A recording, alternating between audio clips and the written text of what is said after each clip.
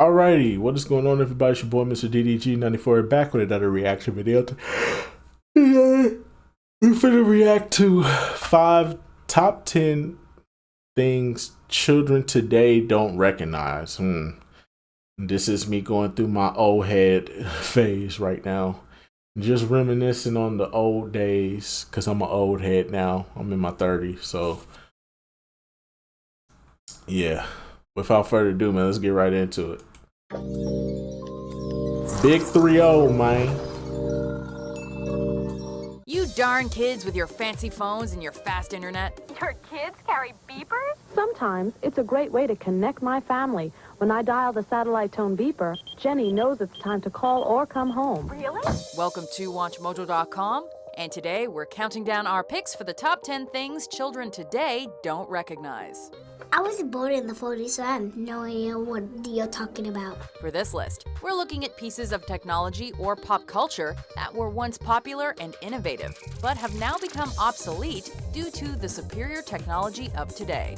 It's gonna change your life in ways you can't possibly imagine. There's no set time period. As long as a child growing up today wouldn't recognize or know how to use an item, it is eligible. Number 10, phone books. More? Man, you got a serious attitude. I mean, they still give out phone books every year. They still give out phone books to this day. Like, you'll get a phone book in the mail for some odd reason. They'll give you a phone book. I don't know why they still give out phone books. I guess they they just do. Like, ever since I moved down here, I got a phone book. I still get one every year, but it is what it is, though. Problem. Quick, think of your sibling's phone number. Did you know it right away? Probably not, because these days, names and numbers are in our contact lists, and a phone call is a push of a button away. Gone are the days when you actually had to hunt down the person you wanted to call by finding his or her city and his or her last name in the phone book. When you need to know who, what, where, when, and why, let your fingers do the walking through the Bell System Yellow Pages. You also had to look up businesses rather than Google the name and follow the phone number. Soon fat Chinese takeaway. Yet the internet is way more faster than this shit. 728-9630. Do we not need area codes? Or are there others probably no area codes so they don't call these? In fact, it seems like these days, phone books are more often used as fodder to show off your inhuman strength than anything else. Come on, you're stronger than me. What, you gonna let me show you up on television? You want to get whacked in the head with a phone book? Number 9, TV guides. Oh, Lord. Find out who censors what we see and why. I ain't seen this logo in years. I ain't heard or seen this logo in years, bruh. Oh my God, the TV guys, bruh. Jesus, bro. Oh my God, it's been so long. I ain't seen these in years. But then again, when you started getting the cable boxes with the fucking TV guides on it, where you could just press the button and see what's about to come on, you know what I'm saying? This shit was irrelevant before. The internet didn't ruin this. The cable companies ruined this. Be real, the cable companies ruined this one, not the internet. The internet can't be blamed for this one. This is the cable companies. In the new issue of TV Guide. Ah, the TV guide.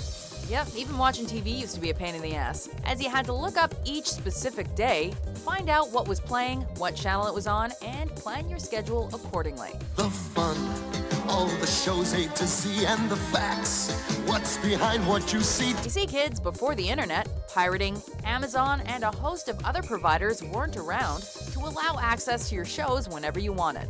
Not to mention that now, cable boxes come with a guide that's just a push of a button away. Record up to 6 shows at the same time. Plus, you can record in one room and watch in another. Too bad, though. We kind of liked seeing which one room and watch in another. Too bad. Not to mention that now, cable boxes come with a guide that's just a push of a button away. Record.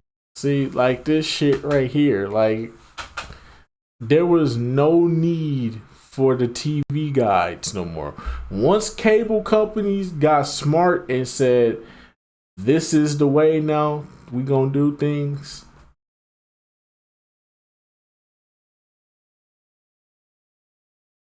The TV guys were irrelevant, and this was like I want to say at the beginning of 2000. So I want to say at the beginning of 2000, bro.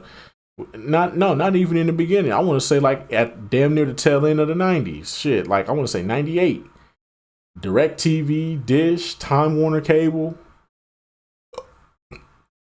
Comcast, whatever you had at that time, all had TV guides. All you do is press the guide button, boom, there you go. Yeah, TV guys got killed by the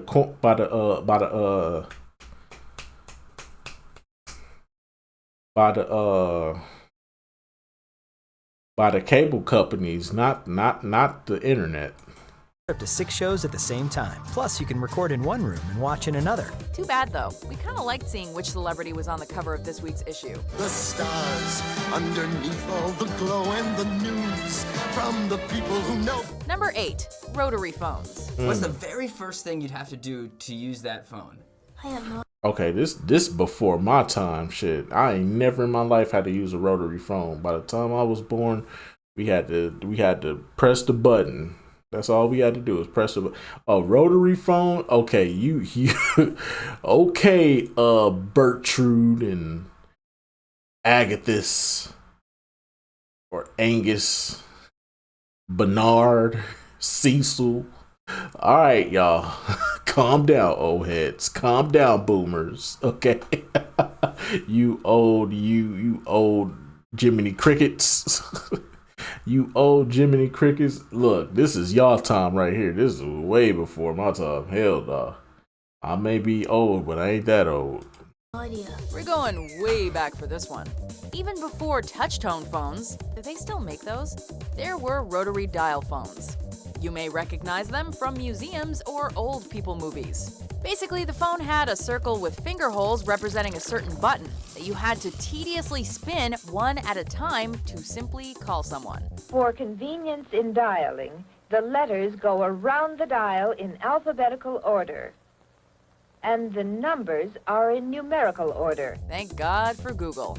These started going out of style in the 1960s when touch-tone phones came in. Touch-tone service gives you faster calling and future technology like banking by phone. So it's best to skip your parents and go straight to the grandparents for stories about these relics. There was a rotor, and you had to turn and go.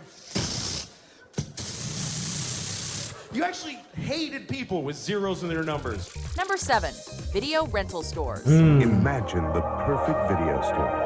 It would have a great selection, right? Right. Over 10,000 videos.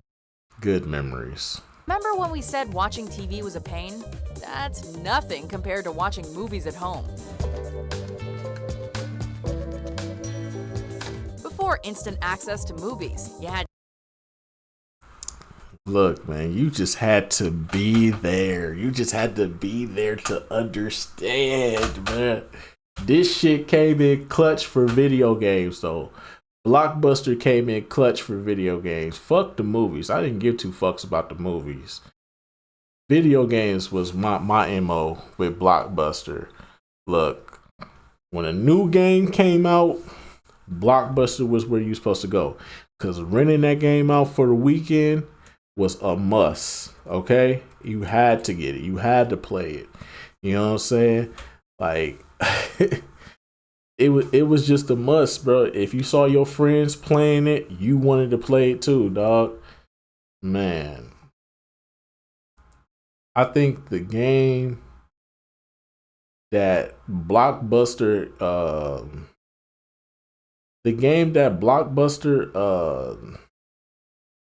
got me the best gaming experience I think I got was probably Grand Theft Auto 3. Because I didn't have Grand Theft Auto 3, but when I got it from Blockbuster and I played it on my own, and I wasn't over at my friend's house waiting for one of them to die so I can get my turn, it felt so good to have that game in my possession, even if it was just for the weekend. I never had Grand Theft Auto 3. I never had Grand Theft Auto 3. I never owned it when I had my PlayStation 2. I didn't really play it until I got my first computer. Once I got my first computer, my first laptop, that's the first time I played Grand Theft Auto 3. I pirated it. Yeah, I pirated the game, but still, it is what it is. Had to get in your car, drive to the store, choose, and then pay for a movie you wanted to rent. Drive home and watch it, if they had the movie you wanted at all. Excuse me, sir, I'm sorry. Do you have Ghostbusters on VHS? There's no VHS here, buddy. After all that, you'd have to drive back to the store, return it, and then drive back home again. That's not to mention the ridiculous late fees if you don't make it back on time before the deadline. No more late fees! No more late fees! You may still find a Blockbuster sign somewhere if you go urban exploring, although it'll probably be unrecognizable with all the graffiti and broken beer bottles. Poor Blockbuster, we hardly knew ye. They're closing the remaining 300 stores, which I think might raise the question, there were still 300 Blockbuster stores open? Number 6, pagers, also known as beepers. All right, you got him? Hey, yo, find the phone real quick. So, look like my man D got himself an emergency. Until the early 90s, there were tons of different pagers on the market. But once cheap and reliable cell phones came along, these wireless telecommunication devices all went the way of the dinosaurs. You can switch off, pager. I wish I could. I've been waiting for a phone call for 7 years. Which, funnily enough, is what you'll be called if you still use one. Alphanumeric pagers simply displayed a phone number that you had to call back, while more advanced ones like the two-way QWERTY pagers could send and receive early forms of text messages. Stay in touch without disturbing anyone with two-way paging and email from SkyTel. This is nothing that a cell phone can't do, though, so pagers are now the butt of ridicule and comedy. Oh, God. Yep, meeting started. Without me. Number 5, portable audio players, Walkman and Discman. Sony introduces the only cassette player as small as a... We might as well include MP3 players to this too. MP3 players are just as irrelevant as this. MP3 players is out of style. If you still out here messing around with MP3 players, I feel sorry for you as a person. Because MP3 players, Walkmans, all that shit is all prehistoric now. A cassette case. The incredible sounding Super Walkman. Walk down the street today using one of these bad boys, and not only will you look super cool, but also the sound quality and reliability will blow you away.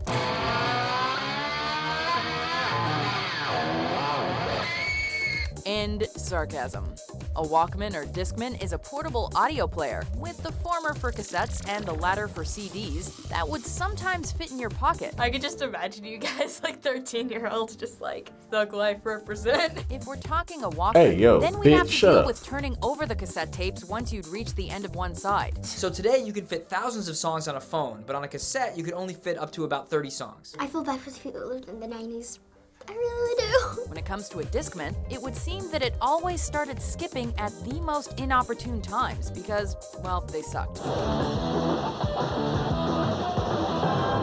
In reality, these portable music players were usually bulky and inconvenient, and there was no shuffle on a cassette, so you better have made a really good mixtape.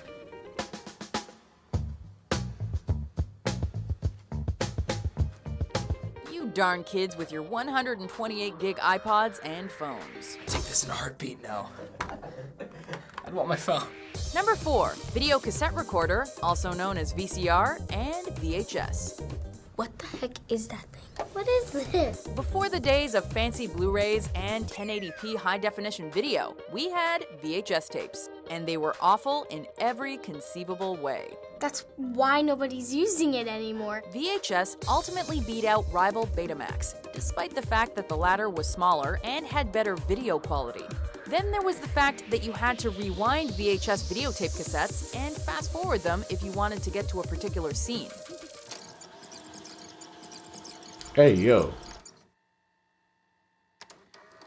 Huh, nothing. Recording shows on VCRs was cool, but all older viewers of this video know the frustrations of accidentally taping over your kid's first steps.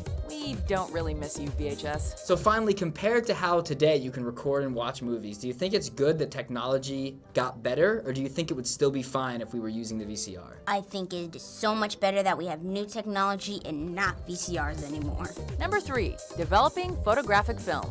Wait a minute, isn't this thing even on? The joys of old cameras. Yep, all you gotta do is just switch to the digital now. All you gotta do is switch to digital cameras and you good to go. In this video, you'll see old cameras like your mom and dad had. You see, they couldn't see how their pictures turned out until they got them developed.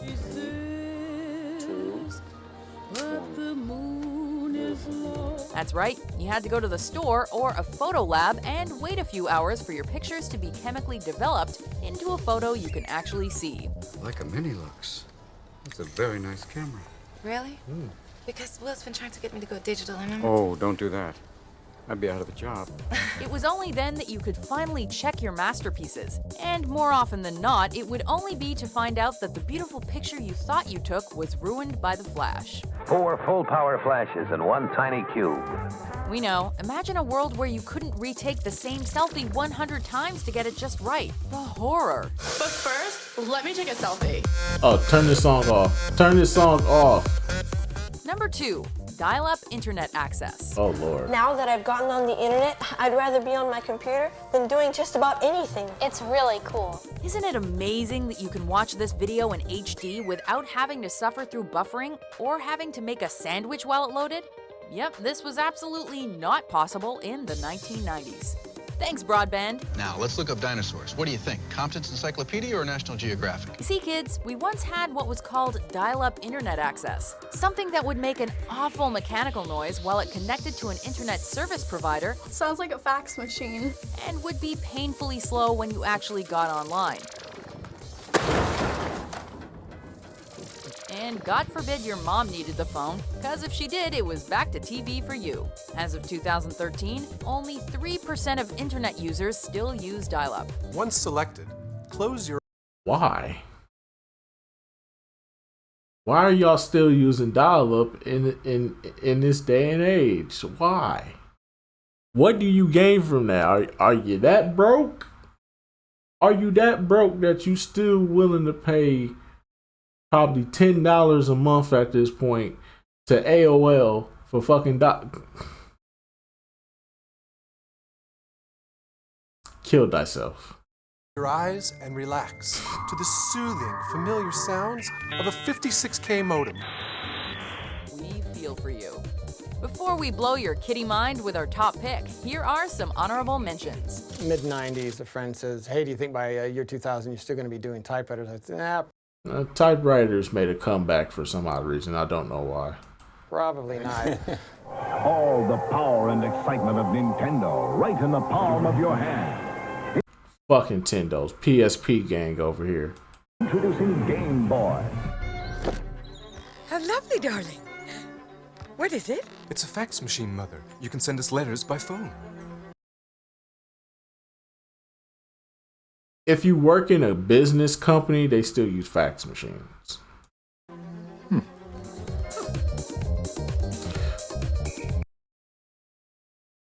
These are goated. These are goated. These will forever be goated.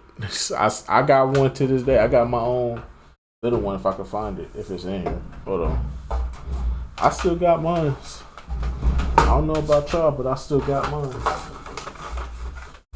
It should be. It should be in there.